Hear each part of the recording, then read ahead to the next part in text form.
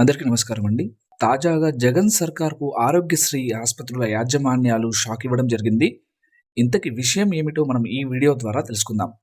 అంతకన్నా ముందు ఓ చిన్న రిక్వెస్ట్, ప్రతి ఒక్కరూ మన ఛానెల్‌ను సబ్స్క్రైబ్ చేసుకోండి. ప్రభుత్వం నుంచి వచ్చే ఏ చిన్న అప్డేట్ అయినా మీకు అందరికన్నా ముందు తెలియజేస్తాను. జగన్ సర్కార్‌కు ఆరోగ్యశ్రీ నెట్వర్క్ ఆస్పత్రుల యాజమాన్యాలు షాక్ ఇచ్చాయి. ఈ నెల 29 నుంచి ఆరోగ్యశ్రీ సేవలు నిలిపివేయాలని నిర్ణయించాయి. రాష్ట్ర వ్యాప్తంగా బకాయిలు నిలిపివేయడమే అందుకు కారణం. ఈ మేరకు అసోసియేషన్ ప్రత్యేక తీర్మానం చేసింది.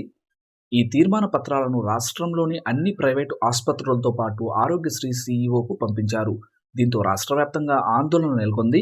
అత్యవసర సేవల కోసం వేచి చూస్తున్న వారు అయోమయానికి గురవుతున్నారు. గతంలో ఓసారి ఇదే మాదిరిగా బిల్లుల చెల్లింపుల విషయంలో నెట్వర్క్ ఆస్పత్రులు ప్రభుత్వానికి ప్రత్యేక విజ్ఞప్తి చేశాయి. సమస్యలు పరిష్కరించాలని కోరాయి. అప్పట్లో జరిగిన చర్చల్లో డిసెంబర్ 15 లోపు అన్ని సమస్యలు పరిష్కరిస్తామని ప్రభుత్వం హామీ ఇచ్చింది. దీంతో సేవల నిలిపివేత నిర్ణయాన్ని అప్పట్లో వాయిదా వేసుకున్నారు.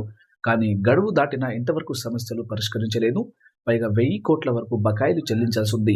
దీంతో తాజాగా సమావేశమైన అసోసియేషన్ ప్రతినిధులు సేవలు నిలిపివేతకే మొగ్గు చూపారు. ఈ నెల 29 నుంచి ఈ నిర్ణయాన్ని అమలు చేయనున్నట్లు, సేవలు నిలిపివేస్తున్నట్లు స్పష్టంగా ప్రభుత్వానికి నివేదించారు.